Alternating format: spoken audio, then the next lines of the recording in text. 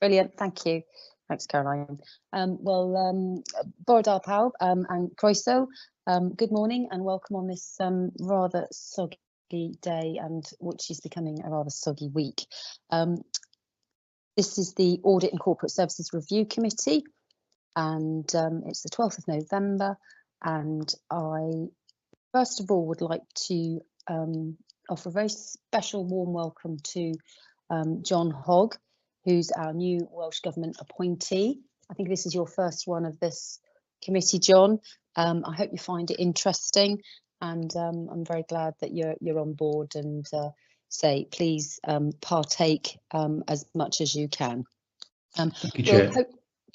You're welcome. We'll stop for a break, probably around 11:30ish, depending on where we are with the agenda. I've just seen Helen Gwilym has just popped up, so welcome, Helen. Helen is also a new Welsh Government appointee, and this is her first Audit and Corporate Services Review Committee meeting as well, so welcome, Helen.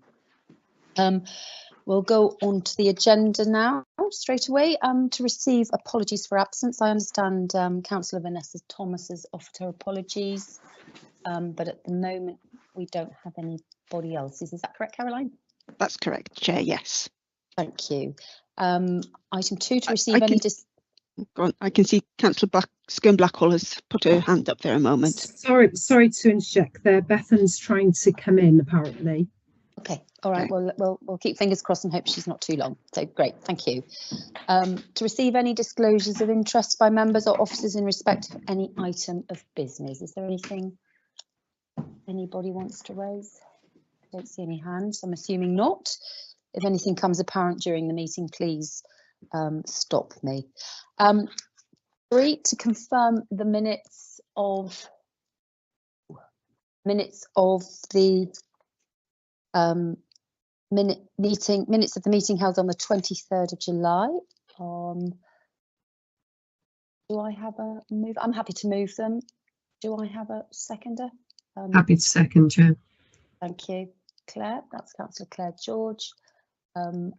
And all those in favour, please put your hand up. If you could use the hand function, that would be more helpful. Thank you.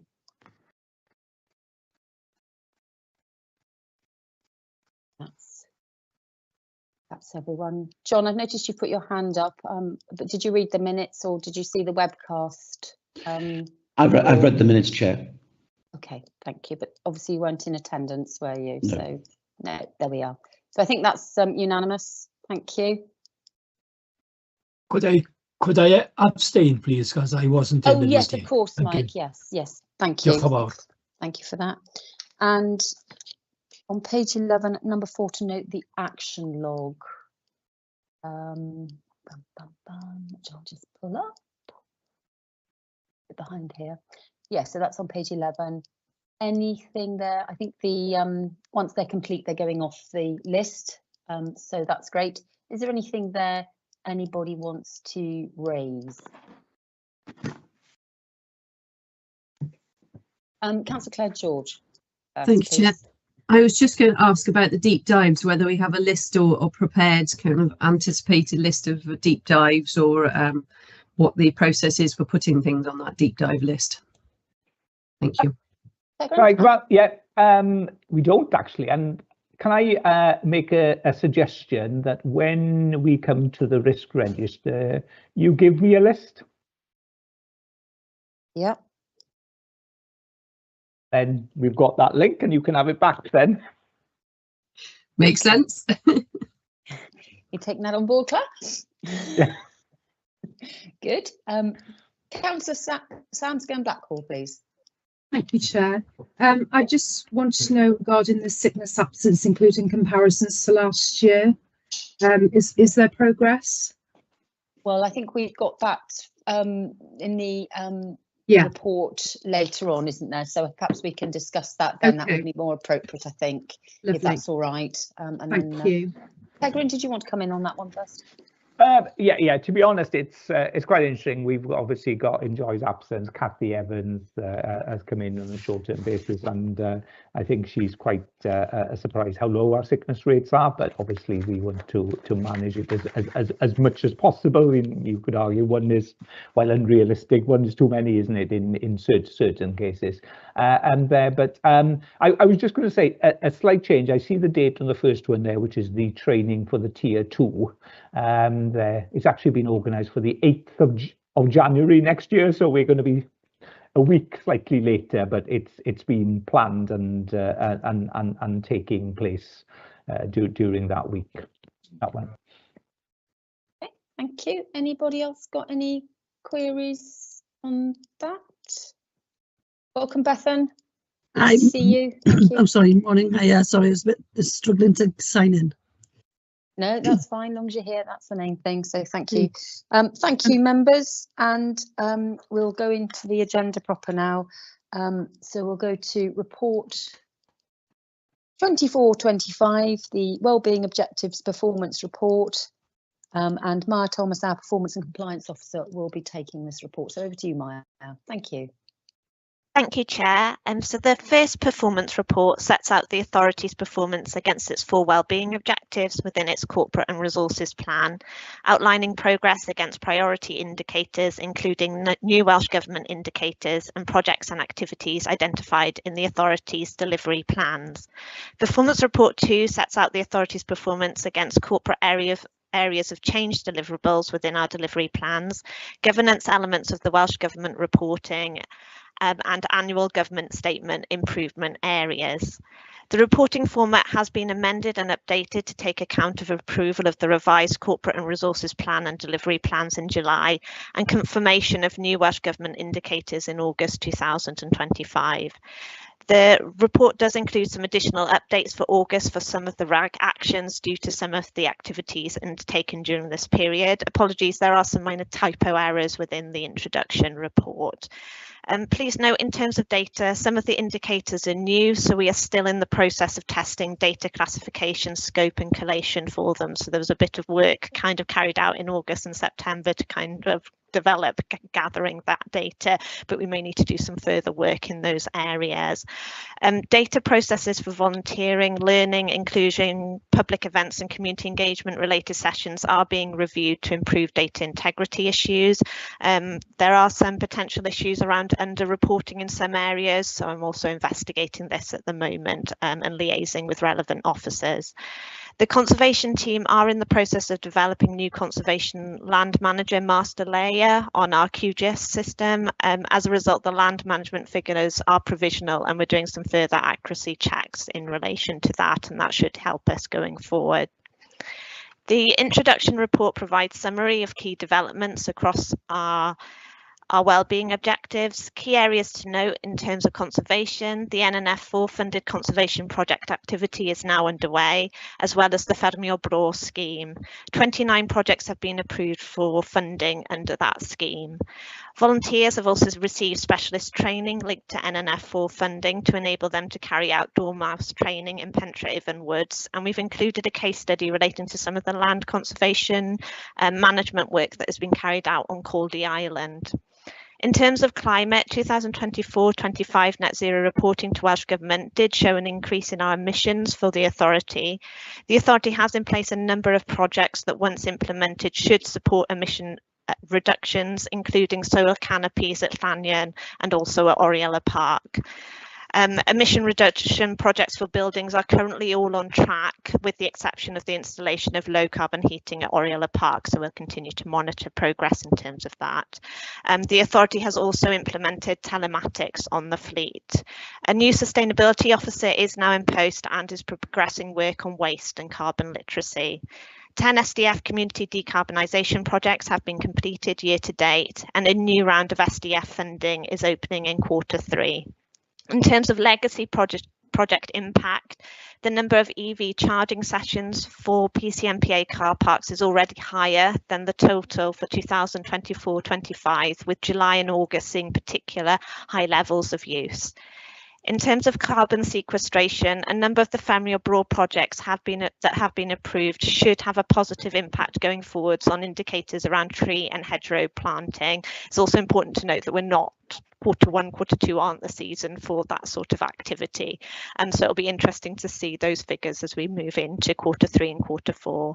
In terms of connection, the Routes to Discovery project began in August 2025 with a new focus on supporting carers and cared for participants, including young carers, building on our previous Routes to Recovery project. Officers have also been engaging with the C Cymru RNAB project team, and Castell Henllys will be the main focus of that project in Pembrokeshire. We have seen a decrease in volunteers hours and also learning programme participants from Pembrokeshire schools and schools outside Pembrokeshire. However, it has been identified that this could be down to an under-reporting issues with teams, which I'm currently investigating. The resources officer is now in place in People Services, and the first work placement has been set up with the countryside team for November. A number of new access-related measures have been included in the report due to Welsh Government indicators and implementations of recommendations from an internal audit report.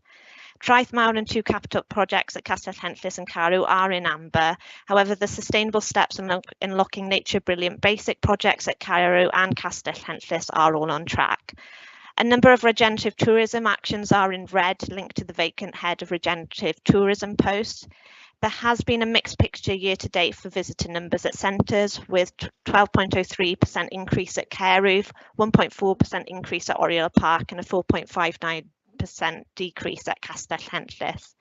A partnership agreement has been signed with the National Gallery for an Art on Your Doorstep project, and the authority supported Operation Nightingale excavation involving veterans at the Castle Martin Range in August.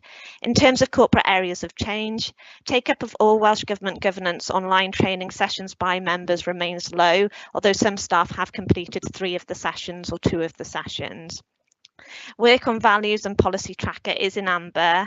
Policy tracker work has been impacted by officer capacity, but the aim is to progress this during November. Work is ongoing on updating the induction process, and annual appraisal, work and wellbeing reviews are currently underway. 3 Welsh language awareness sessions have taken place with staff. A revised standing orders relating to contracting procedures relating to changes in procurement legislation were approved in July, and staff have received training in terms of those changes. An asset management implementation plan has been created to support delivery of the asset management strategy. The Green Room is developing, is progressing. There has been some additional delays and some minor increases in contracts. Work is progressing to move data protection training and cybersecurity training to Elms. We have got cybersecurity training now on the system, but we're having to do some additional work linked to the data protection training. Records of processing work is underway with template issued to departments, but progress on the F-Drive record management project has been slow due to officer capacity. Members are requested to receive and comment on the performance report. If I or officer present can't answer any of your questions you have, I'll get in contact with the relevant officer to get any additional information you require. Diolch, Maya. Comprehensive report as always, and thanks to you and the team for it. I just would like to ask before I open it up about the under-reporting issue, because it seems on a couple of these that that's the reason why you think perhaps some of the stats have altered, and I just wondered why you think it's under-reporting in the first instance, and what has changed with staff members for you to consider that or to think that? Yeah, I think probably what's happened is we've had a kind of proliferation of different systems recording different things, and so I think there's some confusion about what gets recorded where, and changes of staff. So there's a bit of work that I'm doing across that to look at how we can streamline elements of that, and look at it. Some of it perhaps has been impacted by changes perhaps as well in different functions moving to different departments as part of the reorganisation. So it's quite a good time for us to kind of re-look at elements of that, and because we've got some changes in some of our indicators in terms of it. So I'm doing some kind of current work with teams for us to kind of look at that aspect of it, so that we can seek to address it. It's sort of quite important, isn't it? Otherwise we can't compare it. We're not quite sure. I feel a bit sort of like floating on a boat somewhere. I'm not quite sure where to aim for. So thank you for that. So that gives me a bit of comfort. Dr. Madeline Harvard, please, our chair. Oh, diolch, thank you, Di. Thanks, Mara. A really comprehensive report as always. And I too was wondering about the commentary about, you know, I fully understand when we've got new indicators and so on, but I think your explanation there of the underreporting is really helpful, but also highlights really the importance of this report. It's really important for us as members to be able to scrutinise the performance of the organisation and ask you questions, but clearly it's also very, very helpful internally in that it constantly asks the questions and you're able to go back and review things. So from my point of view, I find it not only really important for us as members, but very reassuring, the commentary there that you give us in these meetings, but also in the text, in that how this report is making you and your colleagues look at what you're doing all the time, which is what we need to be doing as a learning and developing organisations. I just want to pick up a couple of points, Maya, please. Obviously, the emissions information, and I know Jess is on the call as well, is not good, but I think that we have got plans clearly that are in place to try and do this. I noticed that a number of the projects, the climate-based projects, were in green, but I'll perhaps just to push and ask a question about the outcomes. We actually need to know that the projects are delivering the outcomes we want, rather than the projects are just on track for delivery, if you see what I mean. So I think obviously if you know, such as the solar canopy and so on, once those are up, we will want to see, and you'll be able to report presumably on how that's making the impact on emissions reductions, fingers crossed, because that's what the ultimate aim is, isn't it? Is to see these outcomes. So it was just where we've had this discussion a lot of time on performance report, where we report that the action is underway, but actually what we need is also the reporting of the outcomes eventually, which I know will happen. Just if you'll indulge me, Chair, while I've got the floor, I'm really pleased, page 33, to see some of those long-standing SDF projects have actually now finally reported and come to fruition, which is great, and I think good to hear that window of grant applications is opening again. But we've certainly over the years had a number of projects that, for very good reasons, perhaps have been slightly more delayed than we would have hoped, and it looks like we've closed off, or the project owners have closed off a number of those. So that's absolutely great. And thank you for the explanation about volunteering. I hope that it is just underreporting. I know that there's also been changes in activity, particularly in some of the schools' activities, but our volunteering work is so important to us, not only to help us with our activities, but also for the benefits that it brings to the volunteers. So I wouldn't like to see that dipping. You know, it's one of our great successes, I think, the number of volunteers we can engage, and keeping that going rather than decreasing would be obviously ideal. So just a few comments there, but diolch yn fawr iawn, Mara. Thanks, Madeline. Mara, do you want to come back? Yes, so I think it's an interesting point in terms of kind of the solar canopies and all of those. And I had a discussion a bit with the fundraising team about how we measure the legacy impact of projects that we have. And that's an interesting one when we look at the EV charging, where we can see we've kept an indicator on, which has shown now that actually that investment in that project is seeing fruition in terms of an increased pattern. I think what's interesting with the kind of solar canopies and all of those are based on the WGES, Welsh Government Energy Service report that was done, which gave a prediction in terms of potential energy cost savings. So that, I think, it will help us kind of as we go forward and they're implemented. There will be a lag. So I think that's something that I kind of mentioned it later on in the risk, is that we will see. So we kind of have to work out that you're going to see a bit of a lag over the next year. So there's certain kind of things which are more linked to behaviour change you might be able to implement this year in certain areas, and I think that's some of the things that we hopefully might see in certain areas such as fleet, but some of the other ones you're not going to probably see, you won't see it until, but we should be able to then do an assessment to see did it live up to what the WGESC kind of predicted, and we should be able to directly see that implication in terms of energy usage for those, so we can continue to monitor those aspects of the impact of that going forwards. I think with volunteering, I think that there is just a recording issue. I think potentially once we've got that sorted, it should, because there has been quite a lot of volunteering activity undertaken, new volunteering activity undertaken, and we've also got some interesting work happening with the warden team in the south, so they're now recruiting for some volunteer activity in that area.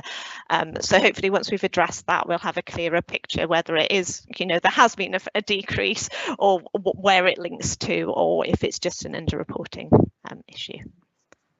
Thanks, Miles. All right, Madeline. Yeah, happy? Good. Thank you. Helen, please. Helo, shwmae, bore da, diolch. Mae'r am baratoi adroddiad cynhwysfawr iawn. Mae 'da fi cwpl o bethau bigo lan yno, sy'n gwybod faint mae aelod yn arfod trafod, ac am mae hwn i'r cyfarfod cyntaf i dod i'r audit yn risg, ond gobeithio falle codi'r pwyntiau yma bod nhw'n... Helen?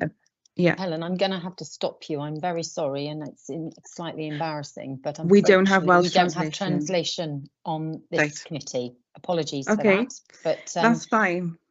So if you wouldn't mind starting again, I'm very grateful, and I'm apologies. Okay. Na, ma' hwnna'n iawn. That's fine. Sorry, I've just started in my head. I've started speaking Welsh, and it just takes a minute for it to recalibrate. Yeah, thank you for preparing a comprehensive report for us. I'm not sure how much members usually pick out and reports to discuss, but I have made some notes and I'll just raise them, and hopefully they're just here to help. I think the same as Madeline's point at the beginning, I guess, in terms of the reporting, is just making sure that we keep the main thing. So perhaps maybe looking at, do we list the objectives and how many of them have been met in terms of progress reporting, rather than a rag on a project in its entirety, because that gives a bit more of a detailed account in terms of what's going on. The other bit around Welsh language sessions for staff training, apologies I haven't been able to attend one because of diary conflicts, but is there a focus on culture as well, or is it just around language? Because I think there's particularly useful things around that. It's just to pick up, when I started working in the Countryside Council as a student, they had an introduction to Welsh and the Welsh culture module that was mandatory for all staff, and it was part of their induction, and a lot of people found that really useful, particularly people who'd moved to Wales. They just found that just really useful in terms of getting an in-depth thing of that. And I think there's something around there as well. You know, that was an e-learning module, so perhaps that could be something that could be maybe easily distributed amongst staff.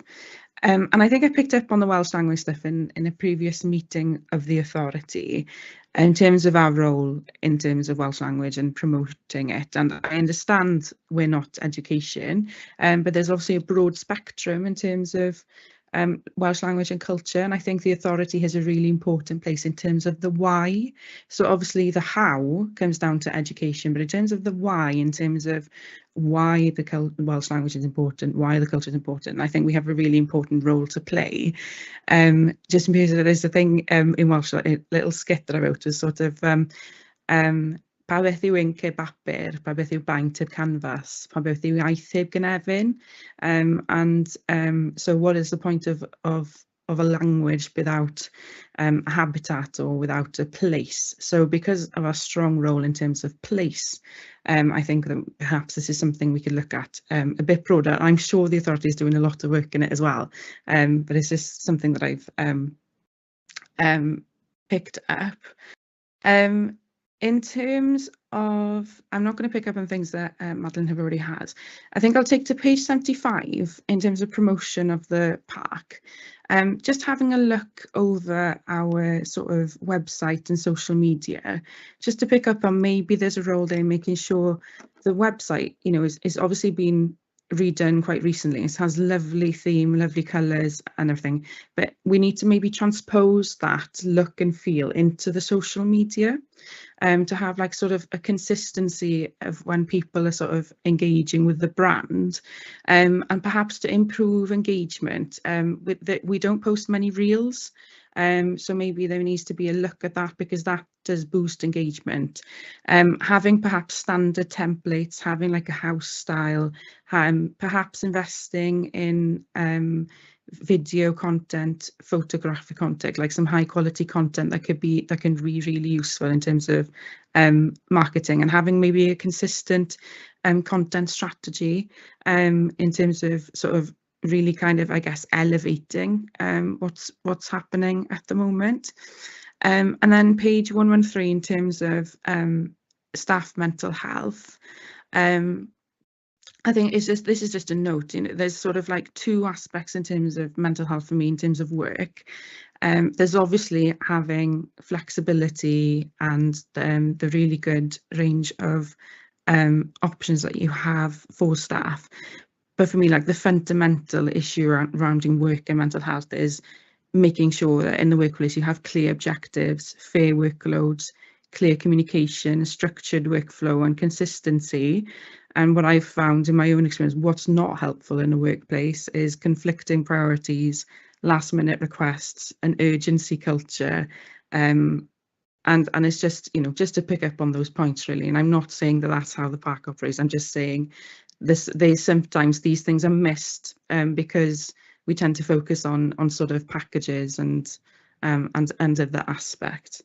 So yes, that's it. I think you might have jumped, Helen, to the next Oh, agenda I've gone to item another on one, 113, but that's fine. We'll cross that bridge when we come to it. But sorry, I didn't mean to interrupt you there. But No. was that Yeah, that's it. Thank anything you. else you had to? No, okay. So I had Tegrin and Maya came in, but I think you might want to address some of the original points that Helen was making, because I saw your hands go up then. Who wants to go first, Maya or Tegrin? Do you want me to? I'll go in terms of the kind of one of the things that we've done because of an internal audit action is look at how we've amended our risk objectives. So our risk objectives now have delivery against each of our corporate objectives. And so in the kind of risk report, you'll kind of see kind of more how are we performing, the number of greens against kind of 4 projects for that kind of indicator. That's a new kind of approach. So we're exploring that. So that kind of gives you a summary how many kind of for that area are in green in effect. So it's still exploring it in terms of it. I think it is always going to be that challenge about how do we get the wider picture versus the detail and knowing it. So it's kind of exploring, you know, and if you have any ideas, let me know, and yeah, we can look at it. So it's always a bit of a challenge getting that balance in terms of the kind of operational and capturing all the different work that staff are doing against the kind of wider framework in terms of it. In terms of the Welsh language, we've had 3 sessions on Welsh language awareness, which have been, I think, really positive for staff who attended. I've forgotten, Caroline might be able to, who they were organised by, but they were very good at exploring identity, was quite an important part at the start of it, and also the kind of complexity of people's identity to the Welsh language in different ways. And I think that was a really useful kind of discussion for a lot of our staff who attended that, and a really good point for kind of exploring different relationships to the language for different staff. So I think there also has been in the past, we've done some Welsh in the landscape related bits of work. So that kind of stuff, there could be further opportunities for us to explore. And I think some officers may have been engaged in some discussions relating to some work around place names. So that also offers potential opportunities. I don't know if Tegrin's got some further comments. Tegrin, thank you, Maya. Yeah, diolch Mark. A couple of things. Well, George, Maya dealt with most of it. What I would say is, if you look at our special qualities, then the Welsh language is one of them. So I think while we might have specific work, as Maya has mentioned there, I think the key element for us is to embed all our special qualities into our work. So, you know, certainly we'll be developing the local development plan, and one of the impact assessments that need to be done for that will be regarding the Welsh language. So hopefully what we've got is a series of activities that embeds that into the entirety of our work, as opposed to specific ones. We do have specific projects, and I just touched on it, and Thomas is in the process of organising about 6 workshops next year, which is linked to collecting place names of value. And actually a significant number of those will be in Welsh. They won't be exclusively, because actually there's some significant place names that are in English, and particularly using the Pembrokeshire dialect there. So the key for us is actually, and perhaps that's a challenge for you as we move on, is how we embed the special qualities, and in particular one of these special qualities in this case, into our general work. On the communications, yeah, to be honest, we do a tremendous amount in various guises on communication. Some we're better at than others. It's always a matter of capacity and what fits the model there. So you know, I think our comms team are always willing to take on board different ideas from different people, and where appropriate implement them accordingly. Thank you. Helen, did you want to come back at all? Na, diolch yn fawr, thank you. Diolch. I'm going to go to Claire and then John. So Claire, Thank please. you very much, Chair. A few questions and a few observations, please. I was really reassured to see the increase in beach wheelchair bookings. Is there any kind of thoughts or understanding of how we've gone from up 138%? Because I think that's great news to see a new cohort, arguably, or a revisiting cohort coming back to our spaces. Any update on the Traeth Mawr contractor, and are we on track with that? I wanted to understand what's driving the review of the induction process. Is it just timely to review it, or is something there? Looking at later reports, our recruitment and retention is generally quite good. So is there something we're particularly trying to achieve around the induction process? I wanted to understand if we've had any action taken on the heritage crimes. So we note 3 heritage crimes. What's happened on the back of them? Is there any learning, or has there been any further action taken? And I just wanted to understand, a number of our priority projects are affected, as you mentioned, Maya, by the lack of the head of regenerative tourism. So where are we in our thinking with that to address some of those performance matters? Thank you very much, Chair. Thank you. Tegrin. Tegrin, do you want to come in, please? Yeah, I forgot the first one. Was the first one, Claire? I started making a list when I was on the second. Sorry. Sorry, Tegrin. It was beach wheelchairs. Any reflections on what's driving that improvement increase? I think it's great news, but do we know why? I don't know. Maya will have a better answer for that one than I have. I can my gut view, initial view, is one, the weather's been was far better this year than last year. Therefore, you're more likely to have people using them. I think it's also the establishment and the growth of them as well. You know, they're becoming more well known, and people might be coming as a result of that. But I don't know if Maya's got a different take. Anyway, I'll deal with the others. Traeth Mawr has whether we're on track is a tremendously open-ended and challenging question, because clearly we're not, but actually where the latest track is now, we are, and I understand the following the recent tender, we're due to start on the 17th of November. And with a projected date just in the first couple of weeks in April. So finally, after a number of challenging issues, hopefully things will move there. But I have my fingers crossed, and until things actually happen, we'll not quite believe it there, because we've had so many curveballs on that project, but I'm sure it will be wonderful and a model for accessibility and toilet access, which hopefully we can roll out across other areas. Induction, to be honest, the main issue with induction is probably linked to training, and what we can front load in terms of training to ensure that everybody gets training once they start, as opposed to allowing it to come later on in the system. So I think it's more driven by that.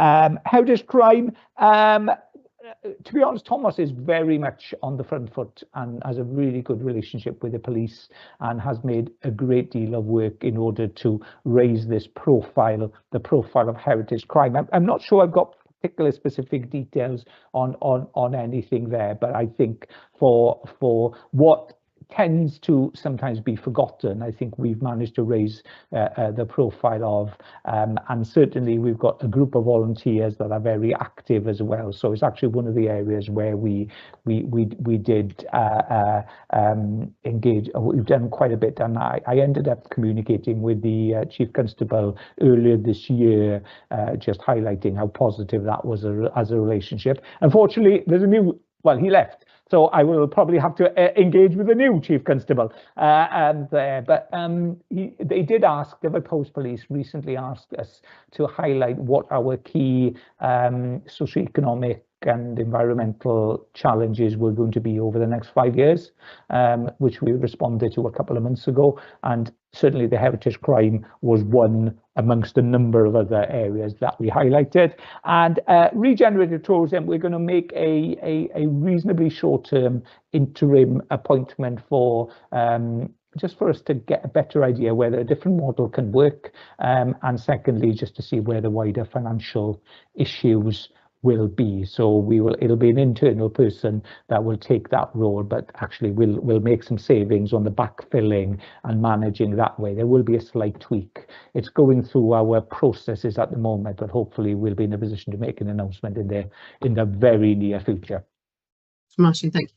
Di, can I just come back? Yeah, take come back on that. Will that role then pick up all the outstanding actions that are listed, or do we think we might have to drop one or two? We'll have to look to see what that role can reasonably take, and it'll be one of, I'll see things, either they'll be done, we'll reallocate them, or we'll come back to you and say, actually, we just can't deal with this at this moment in time. So yeah, right. Still in progress. Thank you. Yeah, I'm just mindful, Claire, I was going to raise that as well, but I'm just mindful that on page 52, one of was an Audit Wales action. So we've got to, make sure that those are perhaps our priorities as well. If we don't have somebody to take that place, well, we've got to still do it. So we can't drop everything that we might not have time for. So a lot of priority thinking there, I think. So thank you, Claire. And Jess has just put in the chat, for those who hasn't seen it, about the induction, also linked to all the work we've done with reviewing policies. So hopefully that will help clarify that a bit more. I've got John next, please, then Madeline, and then Mike. Thank you, Chair. First of all, a good report, and I see this through the lens of a former head of performance in a former organisation, so well done, and congratulations to all the teams that have done all the hard work. I guess when I read a performance report, I always think of, so what's the story? What's the overall story of this performance report? So I was going to ask Tegrin, is from a point of view of the executive team, any concern or things you're particularly pleased with? That's one question.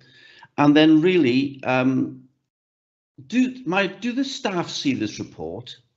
Another question, because I'm quite interested in seeing how we sort of get their buy-in, and is there a way of perhaps summarising by number of greens, etc., that they can get buy-in to the performance, and so the ownership performance, the own performance across the organisation.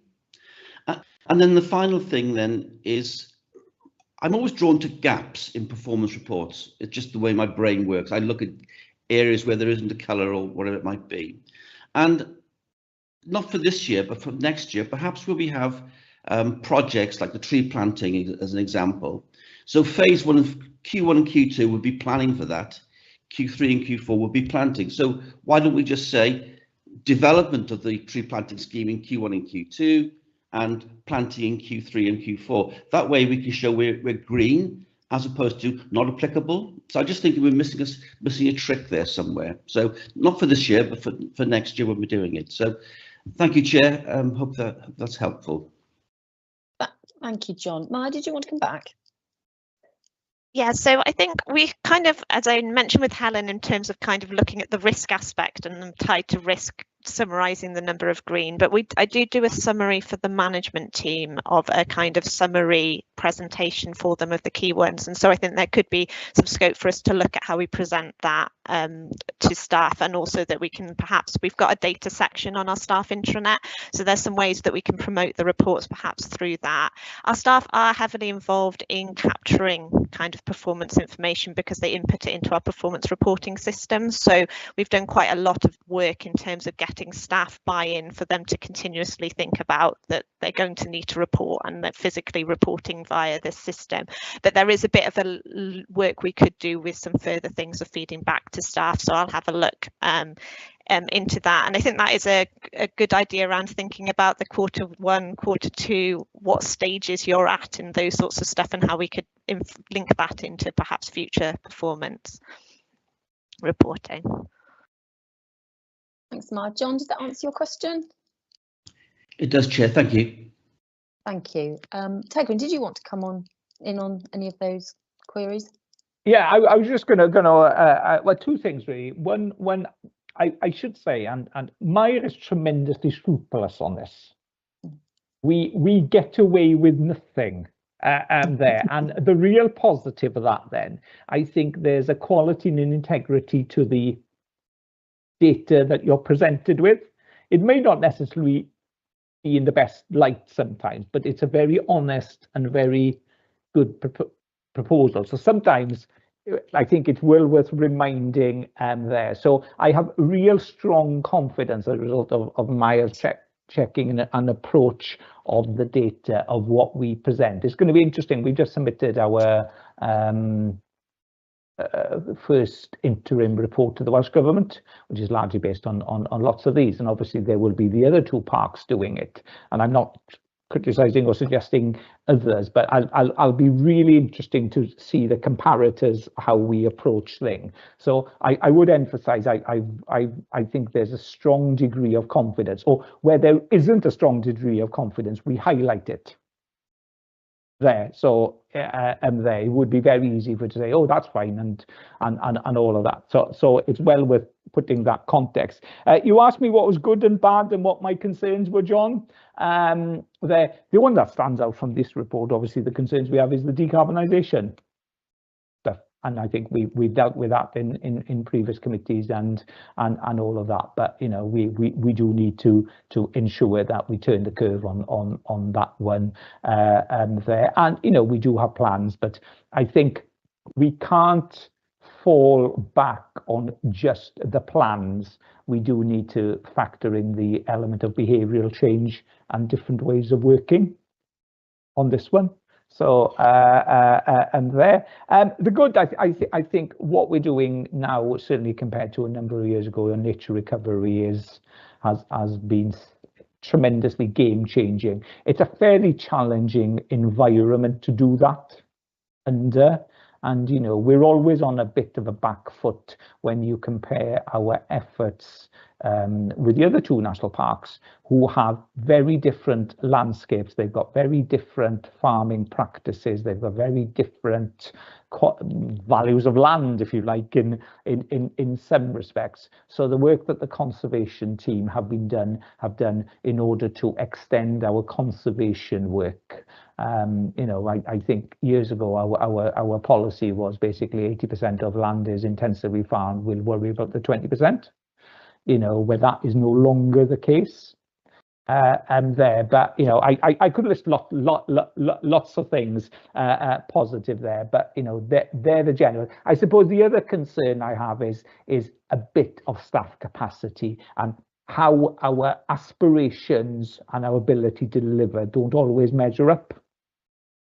And I think that explains a bit of the slippage in one sense, and it's particularly relevant probably to the next report there, where you know it's a I'll get to that when we get to that report. Thank you, Tegra, and of course we've got to be mindful here in Pembrokeshire Coast National Park. We don't own really any land, so we have to work with landowners and farmers. So that's sort of an added layer, if you like, compared to perhaps some of the other Welsh national parks. John, did you want to come back at all? Just to say thank you, Tegrin, and I love the aspect of aiming higher, even if we don't get there. The fact that there's aspiration there, and we're honest about that. Those are the important things I think that have come out on that. With diolch yn fawr. Thank you, John. Madeline, please, and then Mike. Thanks for giving me a second chance to put chair, and it was just really to do an outrageous plug for something, but one, and to respond to comments. Just to respond to Helen, I was able to go to one of the Iaith sessions, and it really was inclusive, as Maya said. It was not focused on language, it was focused on being Welsh, being in Wales, being Welsh, working in a Welsh context. It was great, a really, really good session, and I think everybody in the session, and we had a whole range of staff there, really enjoyed it and got something out of it. And the outrageous plug was that the Trust had a business breakfast on Friday, focused on the Get Outdoors project, so supporting the all-terrain vehicles and the ability for us to enable people to get outside. And I think part of that increase in the beach wheelchair bookings has been the huge work that the Access team has been doing promoting it, but also finding hosts, finding people who can actually take the equipment. And what we were looking at in that breakfast was to encourage businesses around Pembrokeshire to be able to sponsor equipment and to help us in that pathway to enable more people to get out to all parts of the park in different ways. So there was a new supporter scheme launched at that, and that's highlighted on the Pembrokeshire Coast Trust website. So encourage everybody to have a look at that, and hopefully that will mean that that particular area of performance increases even more in the future. Diolch yn fawr. Thanks, Madeline. Mike, please. Diolch yn fawr, Cadeirydd. Thank you so much. Diolch yn fawr ti, Mair. Fel arfer, i ni gael dipyn o gwybodaeth wrtho ti. Thank you so much, Mair, for your report. We always get useful and important information of you. Could I please ask, being I've seen Jess on the line about the SDF, is there a meeting, as I'm chair of that committee, is there a meeting due at any time? Are you aware of that, Jess, at all, please? And the second thing is, as part of my rehabilitation, I went down to the cafe to have a stroll and and lovely, lovely meal there. I would recommend to anybody to go there to have food. The only thing that I was talking to the lady who's got a lease now was about signage to go down to the Castell Henllys itself. That you know, there's would it be possible to have a brown sign there to say that there's that there is a cafe that might attract more people to Castell Henllys itself. Then, if they go down there for you know, an afternoon tea or take the family down there, then it might be something that you know, that will attract more people in the future to Castell Henllys. So, diolch yn fawr. Thank you, Jess, if you can help.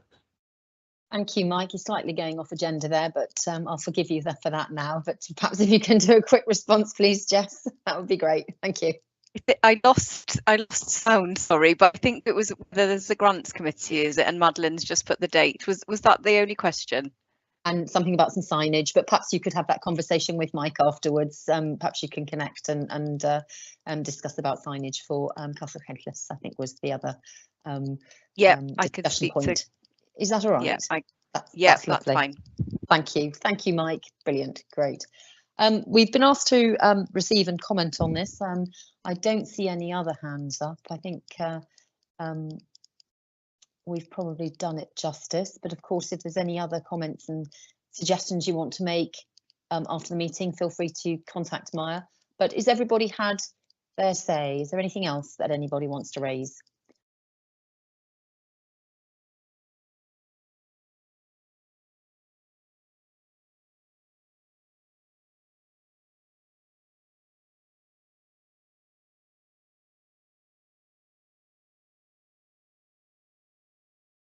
Looks like Di might have frozen.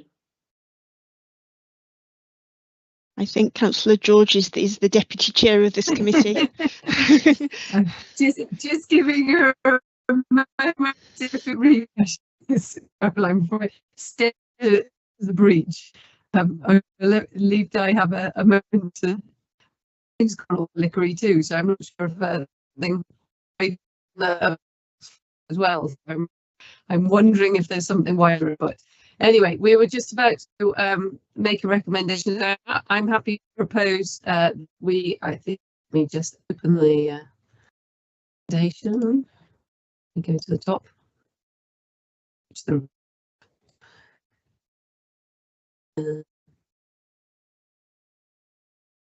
Receive a comment. I believe we commented you feel fit. Are you happy second?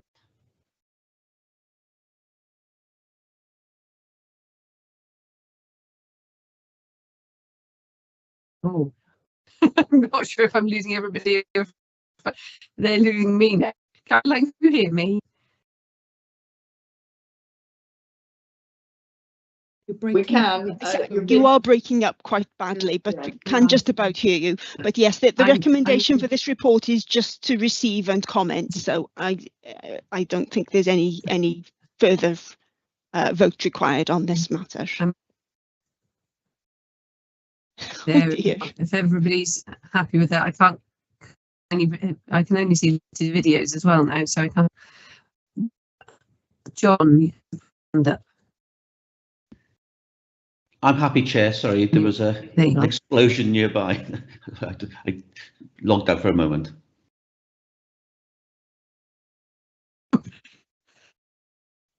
Things but very much, John. We'll move on next. We don't need to take any vote on that. Next is 525 actual report.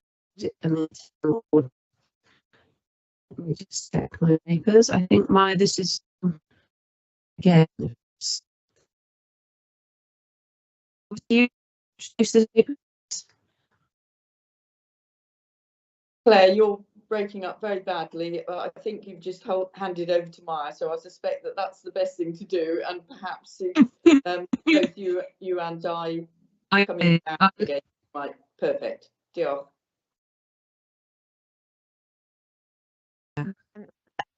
Thank you. And so this is the action log for external and internal audit for period ending 30th of September. In terms of Audit Wales actions, 2 actions have been completed, one on looking at the stakeholder mapping against the partnership framework, and the second is the review of performance and monitoring reporting arrangements. 2 actions have been impacted by staff vacancies relating to the Access Office and Head of Regenerative Tourism roles. In terms of internal audit actions, there are that are high-level actions. Under risk maturity, the action is complete following new set of risk objectives being agreed, aligned to our wellbeing objectives. A verbal update will be provided during the private session on the risk register, on the overdue action, on the information and security, cyber security action due to the nature of this action. In terms of medium priority actions, one of the visitor centre actions on additional goods lift check has been completed.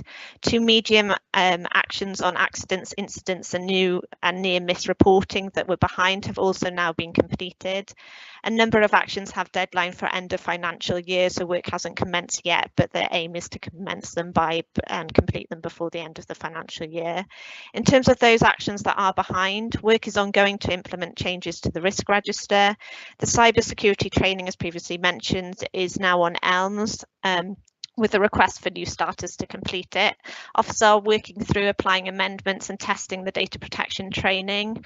However, we do need a few more amendments to be applied to that training, and due to officer capacity, that has impacted on the ability to finalise that work, but the aim is to hopefully progress that in November. For income generated linked indicators, a meeting was held in August with the CAO and Head of Finance to discuss those potential indicators and how we report on those areas. In terms of low priority actions in red and amber, the visitor centre actions which involve cross-centre approaches are on hold until a decision is made on the Head of Regenerative Tourism role.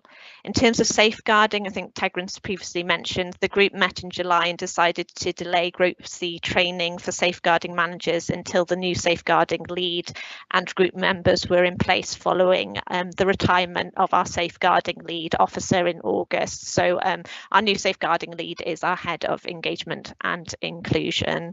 In terms of the health and safety training matrix, work has progressed in terms of nature recovery team with presentation to health and safety group, and then consideration is needed in terms of how we apply that to the wider authority. So quite a lot of work has been undergone in the kind of nature recovery team in terms of that space, but we need to do some further work around looking at how we transpose that across the authority.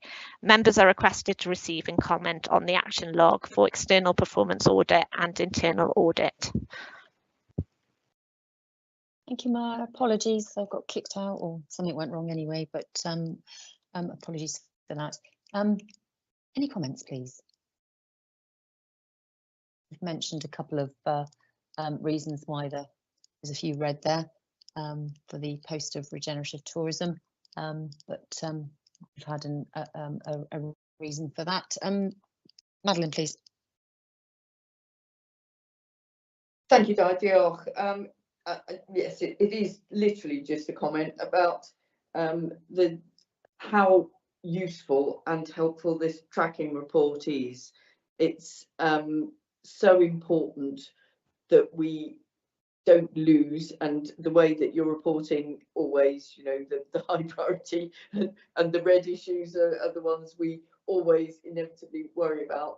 But then sometimes it's easy to lose the lower but still important to do, and I think having this report is really enables us to make sure that we are approaching those sensibly, or indeed have got a reason for having changed the approach. So the tracking of it, the explanations, and as always your presentation, Mar, is incredibly helpful, and thank you very much.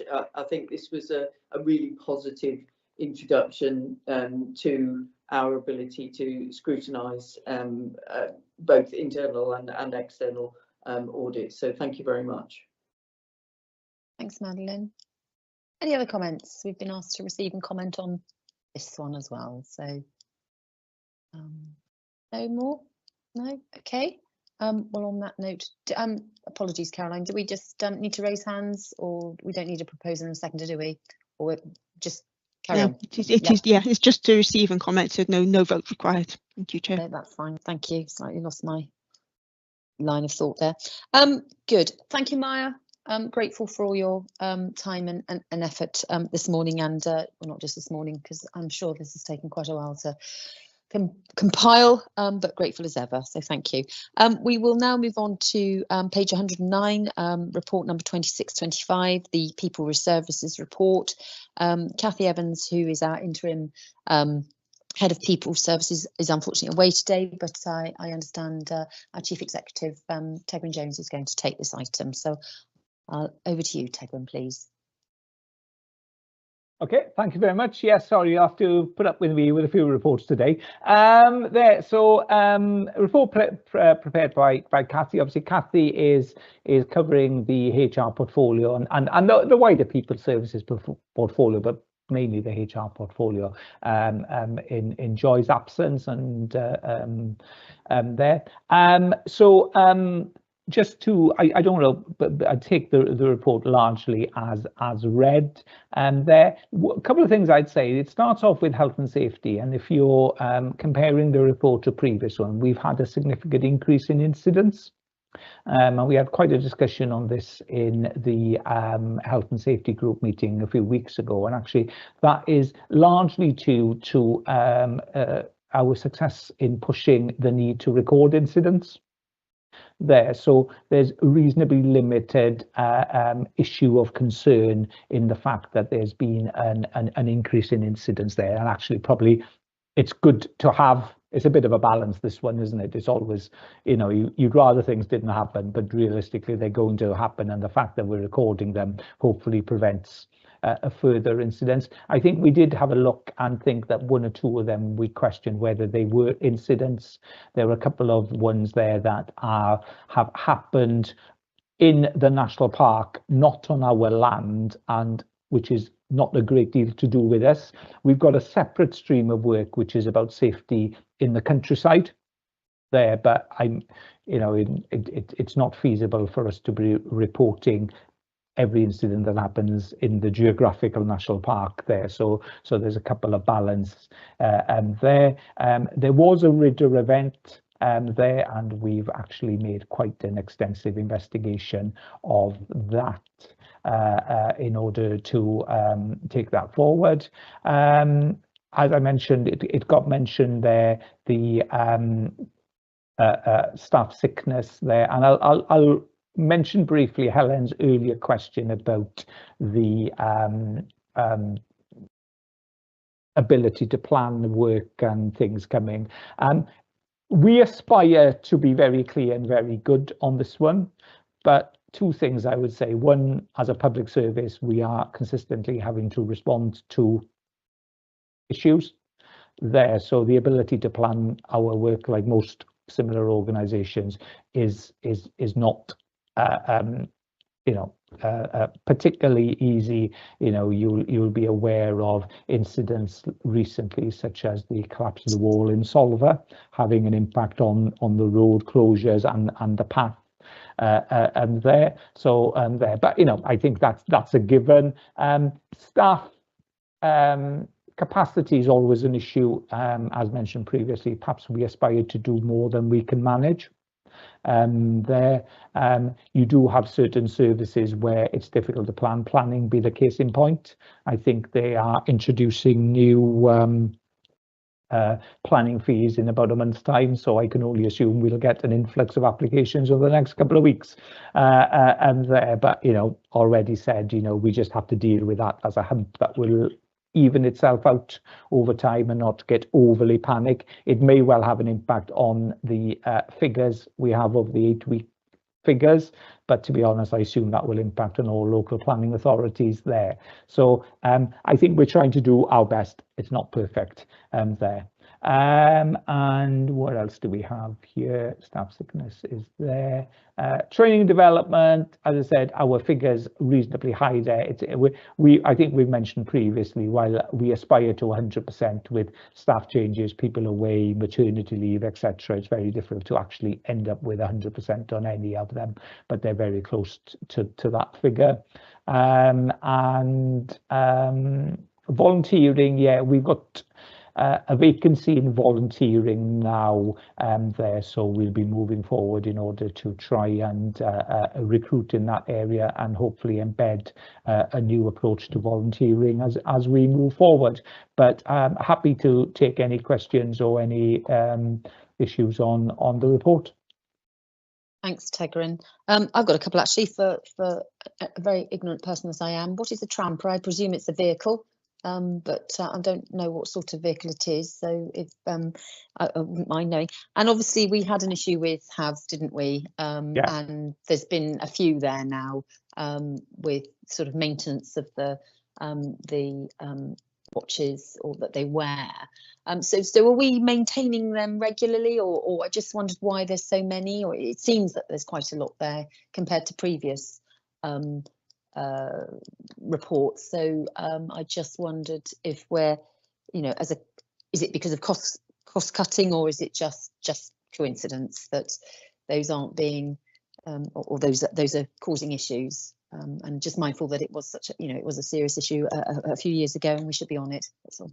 Yeah, no, I've limited concerns with HAVs, to be honest. We moved to a new system with the watches, and there's 2 sets of data there that helps. So our monitoring is actually much better than it ever has been. I think we did have an incident, and I've dealt with that incident, and therefore that might be covered slightly with some of these. Also, I think we believe our threshold for reporting some of these incidents is too low. Okay. If I'm honest, and we had a bit of discussion in terms of revising our policy there. The real different members of staff, because of different conditions, might have different points level, but the general level is 150 points.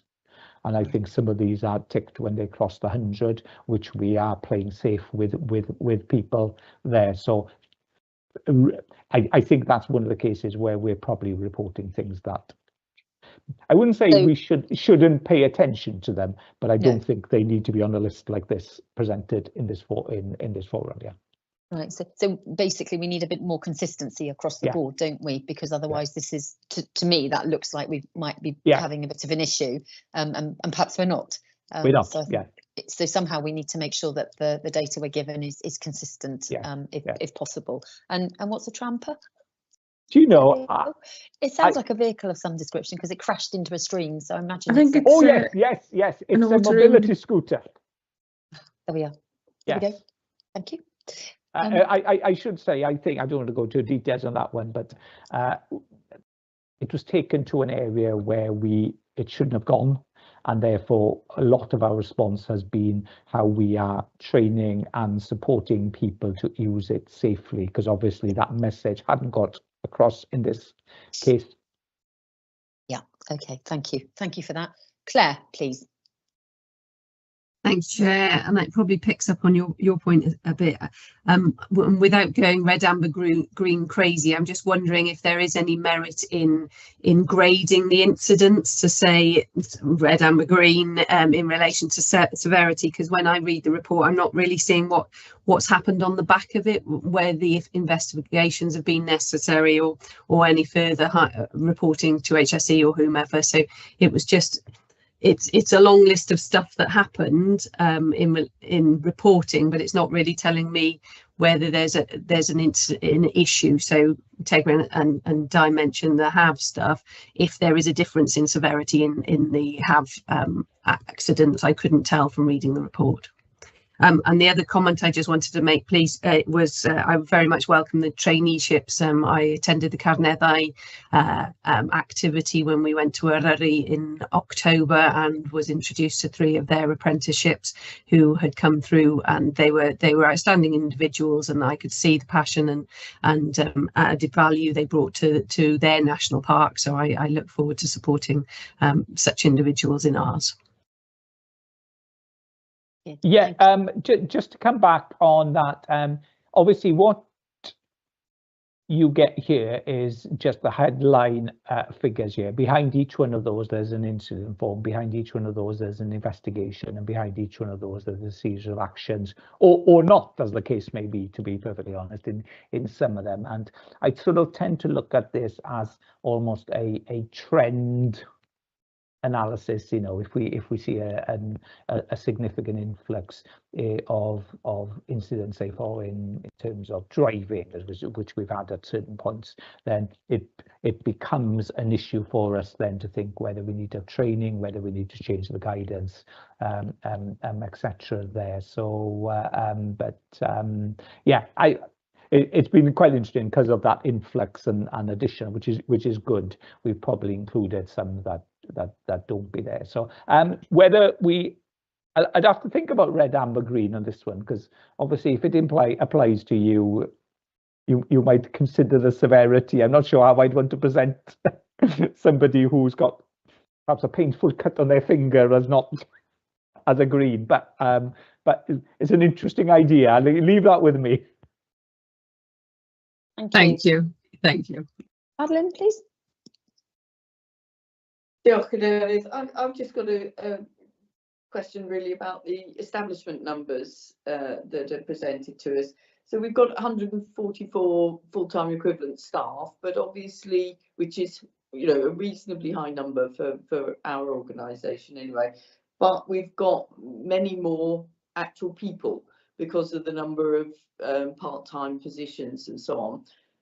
Now, I think that's good because that's enabling people to work flexibly. It's enabling us to have flexible working, but presumably every person has to have training, all the statutory needs need to be met and so on. So there's an additional cost for every person involved with the organisation as well, you know, when we look at the bold numbers of what FTEs we've got. So how are we managing that, Tegrin? And is it a model that you're keen to continue with, or are we aiming to not be following quite that model in the future? I don't know. Just a general question on that. I think that's a really interesting question, and I know Jess might have a view on this one, although I probably know Jess's view and therefore can give it. You know, we've always had a fairly flexible workforce in terms of ways they're working, and I think it's the nature of Pembrokeshire that we have an economy where lots of people work in a flexible manner, including part-time work. Don't get me wrong, there are some people who would much rather to work with us full-time, but the jobs they're doing are not suitable in terms of that. We have a whole range of flexible working options, from, you know, your traditional part-time to even things like annualized hours, or a number of people do 9-day fortnights there, but I assume most of those would be classed as full-time employees. I think a lot of the difference between the numbers and the full-time equivalents is to do with the seasonality of roles. There, if you think of the cafe and care room, we've got a lot of staff working there, but their work is fairly limited in the number of hours. In terms of the burden it puts on the authority, and I know Jess would say that the cost of licensing, for example, from an IT point of view, you know, we don't get a discount if somebody only works 3 days a week. You pay for the 5 days a week there. So quite often the cost of employing staff is the same, irrespective of how we deliver it, and the cost of recruitment is the same, and the cost of training, etc. So it is a balance. In an ideal scenario, we would have fewer costs and the ability to manage the costs, but you know, there is a benefit how we recruit and all of that. So a balance. I don't have a particular plan. I'd say if I had a choice between one full-time equivalent or a job share, I'd go for the full-time equivalent. But if I had two excellent people going for the job share and the person for the full-time wasn't as good, then we'd probably take the other one. So if, yeah, not a clear view. Thank you. And did you want to come back, Madeline? No, you're fine. If I could actually, I was going to raise a couple of points there. Madeline's done one, but I think previously on this report, we've had comparisons to previous years, because that sort of amount doesn't mean much to me unless I know what the previous years have been. So I want to see if it's going up, if the female-male ratio is changing, if we're employing more, or if more people are leaving and we're hiring more, or whatever. So I think that would, we've had that before, I think. So I think if we could have that back, I appreciate that we've got a new interim head of people, and they may be doing things differently, but if we could bring that back, I'd be really grateful. And then also on the staff sickness, the thing that struck me is, I mean, it's good that in 24-25 we've had a reduction, but I was just looking at the July to August one for 24-25, and obviously that's again, you know, it's a £7,500 worth of lost days, if you like, or the cost of absence. So if we're having part-time and the majority of those perhaps are women, I don't know. That's what I'd like to know, because is that because all of a sudden they've perhaps got school holidays, and or children poorly, or other commitments that they have to deal with? Because that is for me, that's quite a big jump. And I'd like to understand why that's happening there, because it did happen in the previous year from June to July, but just on that one, it just seems, because it's been, you know, the trajectory has been good, it's been going down, we've made real good improvements there, but on that one, I wouldn't mind a bit of information, not for now perhaps, unless you know why, but perhaps later on if you can, but I think that would be helpful. So yeah, I'll leave that there, unless you've got an answer.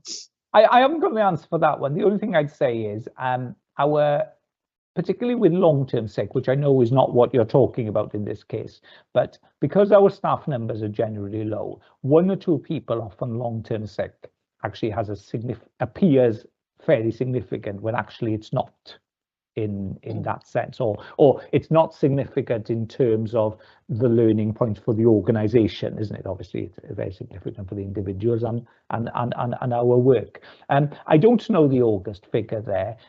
Certainly we have lots of people away there. I don't think it's that, but I would have to look into that and see if we can get a better idea. But yeah, I'll ask for them to provide the multi-year figures and comparison figures, and then a better understanding that way. But this is for sickness, so it's not just because they're on holiday. This is for sickness, isn't it? So I'm just wondering why that July to August is higher for sickness. You know, saying it's a substantial amount. I appreciate that September is quite high as well. So what's happening there? I'd like to understand what's happening there, that's all. All right, thank you. Any other comments?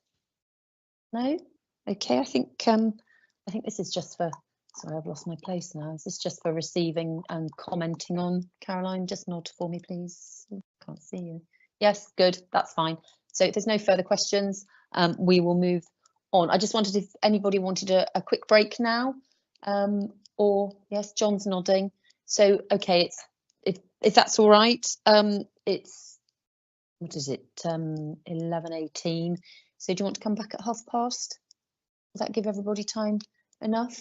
So we'll see you back at 11:30 promptly, please. Thank you very much.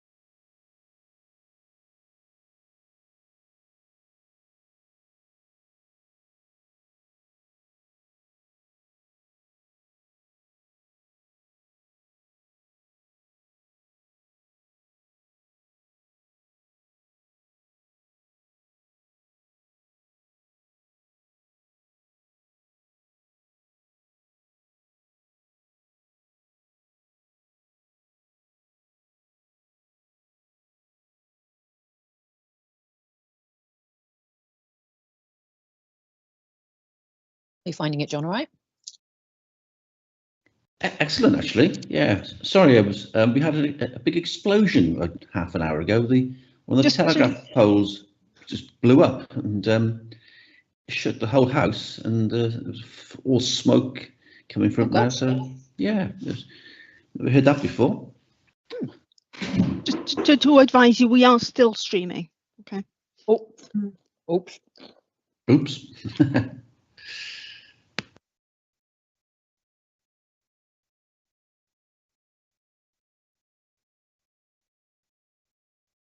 I think there seems to have been a few issues, outages and so on around the county, so that might explain why people's systems are going in and out, I think.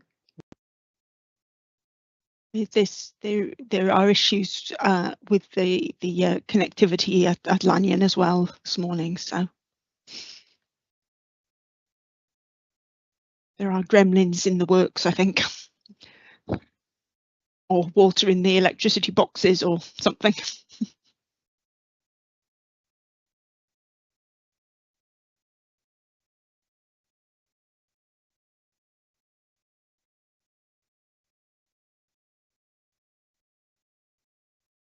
And I'm talking to myself. It's 11:30, so we will. I think everybody's back now. So good. Hope you're all fully refreshed, and we can continue. So we are on agenda item report number 2725, which is the member support and development update, and our democratic services manager Caroline Llewellyn is going to take this report. So over to you, Caroline, please. Thank you. Thank you very much, Chair. So this is just a short report here in 3 parts this morning.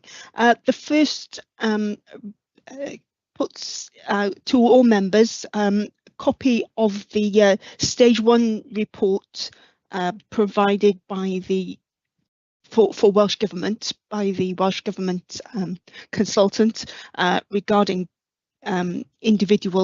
evaluating individual member performance in Welsh National Park authorities. This report was discussed at the Task and Finish group set up in July of this year, and the working group considered that report in September, and there is another meeting planned for later this month. The second element then is relating to training, and just outline some of the training activities that have taken place in the year to date, and highlights in the appendix some other training that is planned. And then the third element relates to member attendance, which is good, and an improvement in terms of training attendance on last year's figures. But my only point there is to highlight the Welsh Government training that was taken place last year, and the request for members to watch back some of those recordings, so that we can report that in our Welsh Government reporting. We are looking at ways of how we might facilitate that, possibly showing the training again in a facilitated manner, because we appreciate that members are busy, and making time to watch an hour and a half training session is not necessarily easy to fit in. So looking at how we might schedule the sessions in again, but try to perhaps add in a bit more facilitation or discussion on them to make them keep the interest up, rather than just sitting and watching a video for an hour and a half. But we're exploring those options. So yes, if members have any comments, otherwise the recommendation is just to note the report. Thank you, Chair. Thank you, Caroline. I think you raise a valid point, actually. I think since we've been meeting on screen only, there's only so much screen time you can have, isn't there? So perhaps a bit more interactive is more helpful, more discussion, and so to say, rather than being talked to.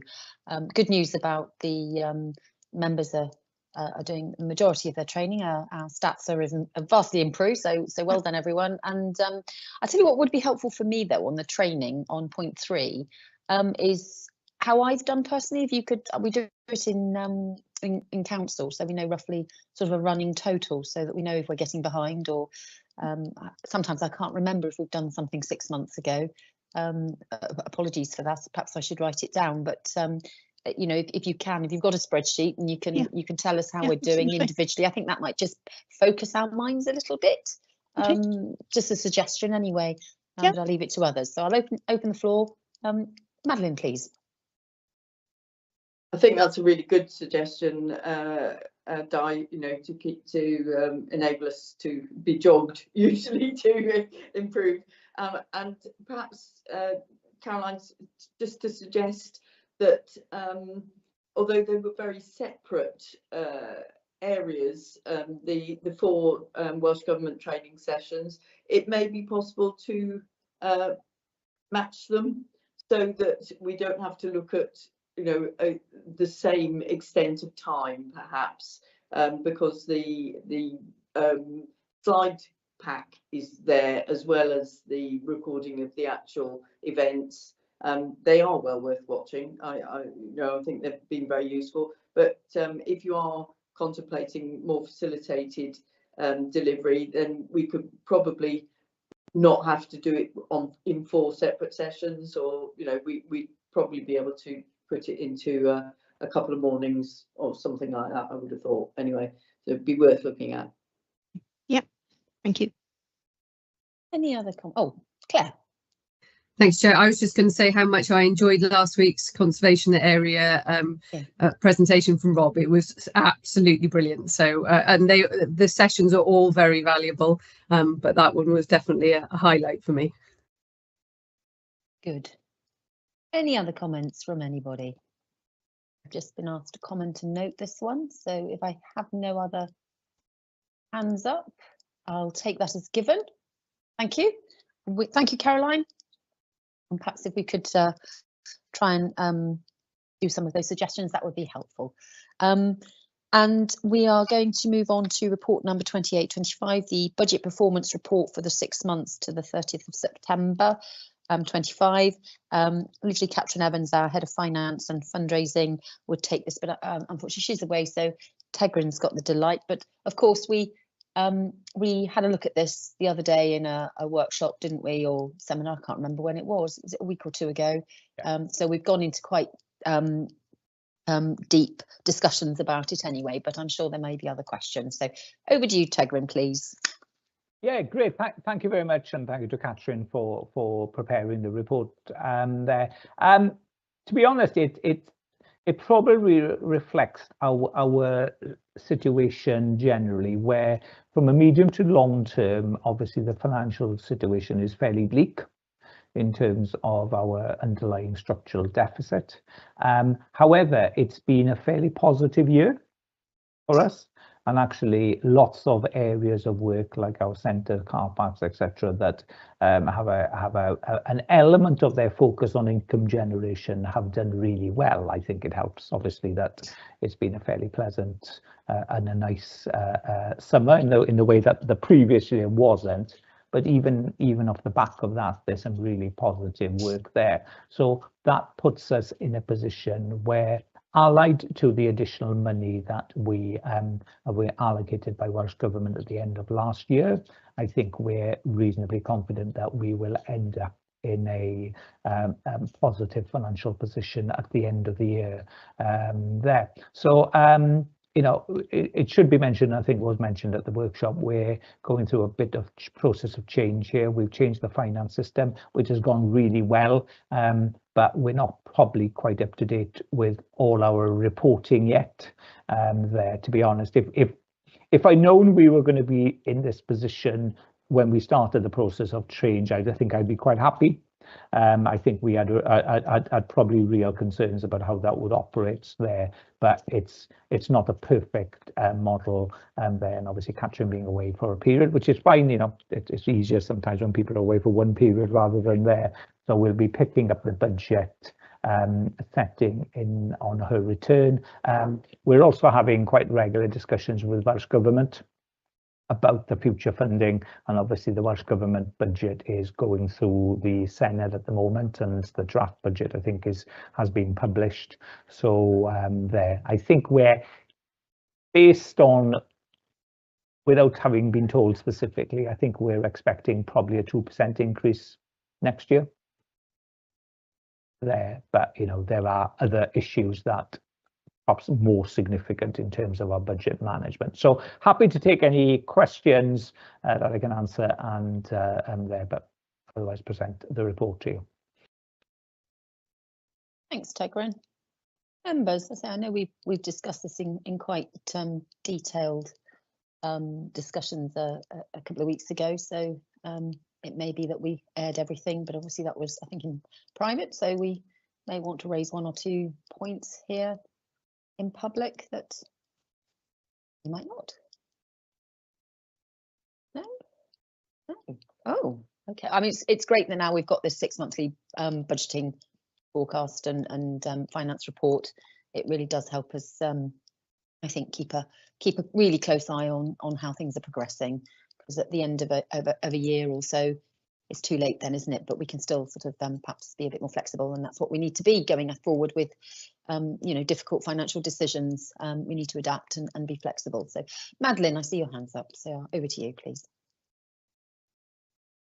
Thank you, Di. Yeah, I mean, just to highlight that how important receiving these reports are, and it is a 6-month report, a very detailed one.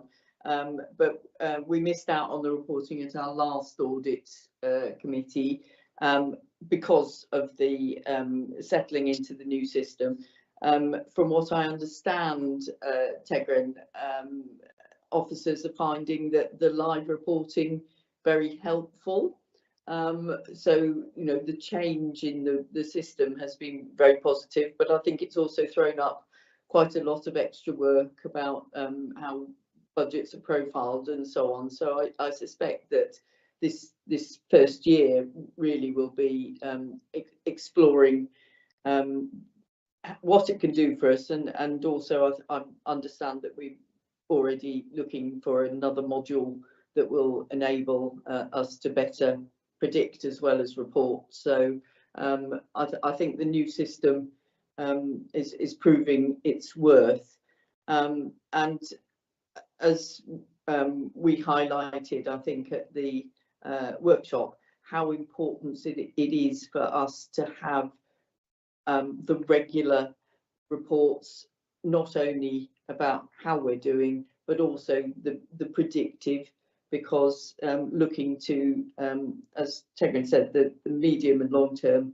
is what we should be doing as a committee, thinking about, well, the whole of the park authority should be doing that, but we need to be very clear that we're scrutinising what's in front of us, and enabling us to help officers come to decisions about going forward. And no matter how well we've done this year, we do know that our financial position is not good. And even if we get a 2% settlement, which would be more positive than perhaps that we could hope for, that's still going to leave us in a more difficult financial position at the end of the year than currently. So I'm just highlighting to members that a positive current position is better than we could hope, but obviously we need to be very concerned and have a lot of consideration for the medium and the long term there. Thank you, Chair. Thank you, Madeline. And I take on board what Tegrin said about, you know, we've had a good year. We have had a good year, but we also had really good weather. So we only need to have one not so good weather year, and, you know, we're back to square one. So we've got to factor that in as well, haven't we? So thank you. John, please. Thank you, Chair. Tegrin, thank you for the report. I've been given a great deal of assurance from reading it that and confidence that we've been managed well. So for me, hats off to you and the staff. Although, as Madeline said, we can't know what's happening in the future. A 2% rise is not going to help us wonderfully, but what we've got here is a budget and some financial statements which give me confidence that we can go ahead. So thank you very much for that. Just to thank you both for and all of you for your comments. I can't remember where the workshop fitted in, but as I mentioned, we've got a fairly regular engagement with Welsh Government, and I share this with staff, so I don't have a problem sharing it in this forum. You know, based on a 2% increase, our projected deficit next year will be £750,000. Okay, and we do have a number of ways of responding to that, which members will be well aware of. But the other figure which is quite interesting is our income generation in the wider sense. And actually, currently we expect our income generation to be somewhere in the region of 2.9 million. And actually next year, hopefully it'll be somewhere between 3.2 and 3.3 million.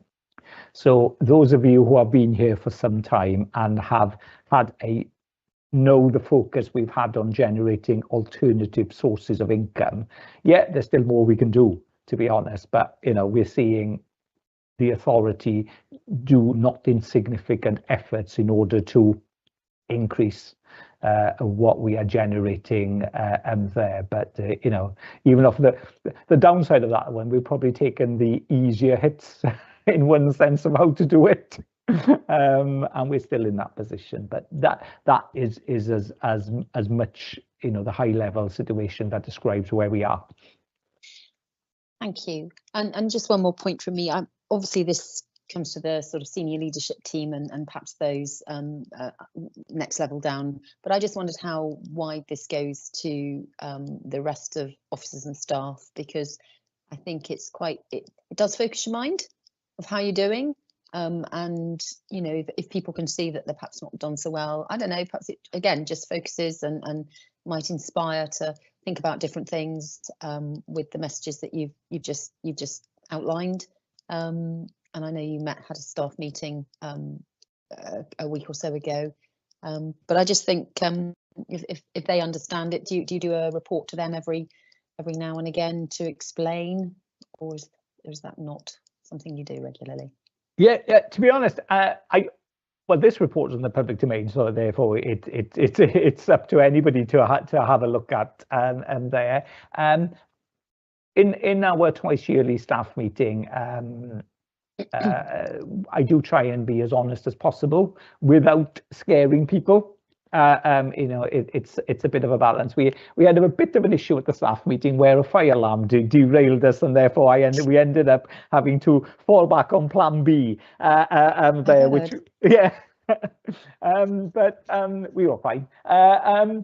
So we would do that, and certainly in terms of our management team and team leaders, obviously we have a bit more a detailed conversation. But you know, just to give credit in one sense, you know, I think we sort of started on this fundraising journey about 2016-17 there, and the cultural change in approach to generating income has changed significantly, and there are people now who are very much at the forefront of this that would have been tremendously skeptical at that time. And yeah, and to be fair, I think there's a probably greater unity from a member perspective on this as well than there has been in the past. And you know, there've been some interesting views from senior members in the past, which I entirely understand, but I'd say there's a bit more of an unified focus across the organisation at this moment than there has been certainly there. So that's in part plays a role as well. Yeah, I mean, it's up to everybody, isn't it, to be one team to get over this line and these financial issues, isn't it? So we've all got to be together in what we think and do and say. John, please. Thanks, Chair. Just to support what yourself and Tegrin are saying, we can do things differently. We should always look at how we can do things differently. And the world next year will be a different place for staff and members. So that unified approach is a very important message for all of us. So whilst I said Tegrin, good news in the way we're managing it now, it gives you big confidence that the income generation, and if people are aware of how performance is important, how expenditure is important, and how all these things have a big bearing on the authority and what we can do in the future. So well done, but thanks again. Thanks, John. Do I have any other comments? This is again just to note. Oh, Helen, please. Hello. Yeah, it's good to hear about and encouraging to hear about the income generation activities, but also I think the importance of the I suppose the culture and the approach that you've got within staff and the authority. I think maybe, you know, again, because I'm new and I'm not completely sure what's been or what's currently happening, is perhaps to make sure that activities are positive in terms, it does provide like a positive return, because sometimes while something from the outset looks like an income generation, it can actually cost more in the long run to run it. And I think one of the ones is probably, from my background, is sort of like legacy gifting, benches or infrastructure, and you know, having the maybe initial cost covered, but maybe not factoring in you know, what happens in the countryside, whether it's wear or tear or whether it's damage from either sort of intent. So it's just a comment, but I'm sure there's something that is well considered in the authority, but it's a thing sometimes, I guess, of not wanting to tempering enthusiasms, but actually making sure in the long run that it does make financial sense, I guess. Thank you, Helen. Mike, James, please. Diolch yn fawr, Cadeirydd. Thank you so much. Yeah, I've been in this authority now for 14, 15 years, and things have been sent to test us in the past, not only budget, other things, but I have complete confidence from the top through senior management and with the members that we've got in place at the moment. So stick together, let's play this as a team, and let's go forward as a good authority. Diolch yn fawr iawn. Well said, Mike. Thank you. Good. And on that note, if there's no further comments, which we have noted that, and we will move on to report number 29/25. Thank you, Tegrin, for that.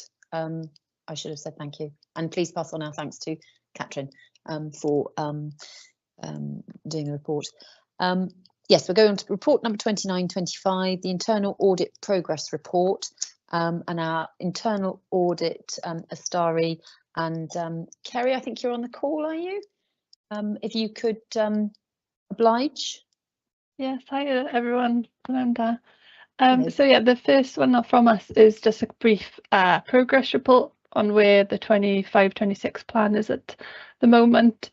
All going well, nothing to report changes wise.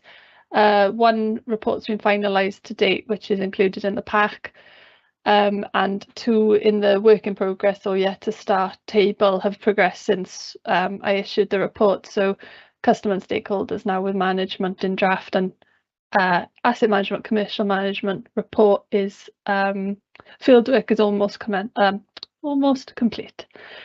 In the final pages of our progress report, we've included a legislation or publication update from now on. it includes the risk in focus information. This is a publication issued annually by the Institute of Internal Auditors and is good insight into what chief audit executives are concerned about now and in the coming years, which is just useful as an audit committee to know about and feed into your potential risk scanning and things like that. So that's been included as an appendices for anyone who's interested. Was there any questions on the audit plan or report? Thank you, Kerry. Any questions? Claire, please. Thanks, Chair. Tegrin, I was just going to ask about AI really, and what our thinking is. Have we made any progress? Are there any areas we're targeting for AI, or is it a bit on the back burner? Do you want me to take that, Tegrin? Right, thank you, Jess. Yeah, it's a really good question, and you can see from that risk about the high risk there is around cybersecurity and AI. So yeah, it was something that myself and the IT team were really keen to get to grips with. So we had a meeting a couple of weeks ago with a chap who is involved with I forget the name of the organisation. They support public sector digital public sector. Oh gosh, I can't remember the name of the organisation. Anyway, he gave us some great sort of tips and insights of what to start doing within the authority, because what I was aware of is what I didn't want to do is just create a policy that then is outdated as soon as you start it's sort of shared. So we're looking at the uses of AI across the authority first. So Pete gave a presentation at our staff meeting about AI and sort of what that is, and asked people, again, Tegrin had said it wasn't a sort of a planned, the room we were in didn't lend itself really to some of the stuff we'd planned. But looking at the uses of AI, because it also is that there is a benefit there. So that's our first step, is getting people to understand what AI is and the uses, and some people possibly could be using AI without realizing it. And then from that, we are going to have some guidelines around what to use and how to use it safely and what to check. There's going to be, I'm going to do a session with the management team and possibly team leaders, again back to basics. What is AI, so people can recognize what they might be using, and then look at those parameters and have policies and guidelines. And I'm happy to do that with members as well, if that would be something we could programme in for next year. So we're looking at it; it's top of the list now. So yeah. Thank you. Sorry, Interesting, thank you. Yeah, I think that it'd be interesting to see if there's any themes, activity. We've got our new finance system. We're looking at a new planning system. So how we manage that data that we're collecting, and we looked at the inconsistencies in data earlier. So yeah, there's a lot of scope in there potentially. Thank you. Thank you. Actually, it's a really useful. I don't know if anybody else, but I've read the appendix that you sent, and I found it really interesting. So thank you for that. I think things like that, we sometimes just look at our own little world, and we don't see sometimes the bigger picture. So I think things like that open our eyes to what's going on in the big wide world is really helpful. So please continue to include those, or anything that you think is relevant. I mean, I was aghast in a way, but not surprised that the human capital, talent management and retention was second.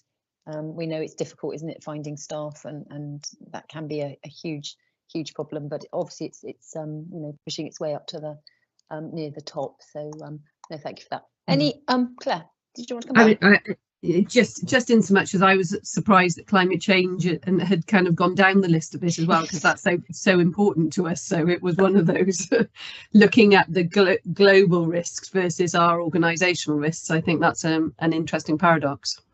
Yeah, you're quite right, actually. Yeah, that's true. Yeah, I suppose it depends what organisation you're working in, isn't it? What is the priority? So no, thank you. I think that one's just to note, or do we have to? We haven't got the. Is that just a note, Caroline? Yes, she's saying yes, so that's good. So if there are no further questions, thank you, Kerry. I know you're on the next item, but that will be taken in private session. So thank you for that report. No further comments. Good, thank you. Now, agenda item 6 is to consider whether the public should be excluded from the meeting during the consideration of the following item due to the likely disclosure of exempt information as defined in paragraph 14 of part 4 of schedule 12A to the Local Government Act 1972. And for the public, before, I'm quite happy to move that if I have a seconder. Do I have a seconder? Thank you. All those in favour, please raise your hand. I think that's unanimous. But before we just do, I just want to explain to the public who may be watching the reasons we're talking about IT continuity and disaster recovery and risk management policy. And these are very important subjects that we don't wish the general public to be sight of. Helen, did you want to say something? Nope, it was just a legacy. Sorry, I forgot to pull it down. That's fine. So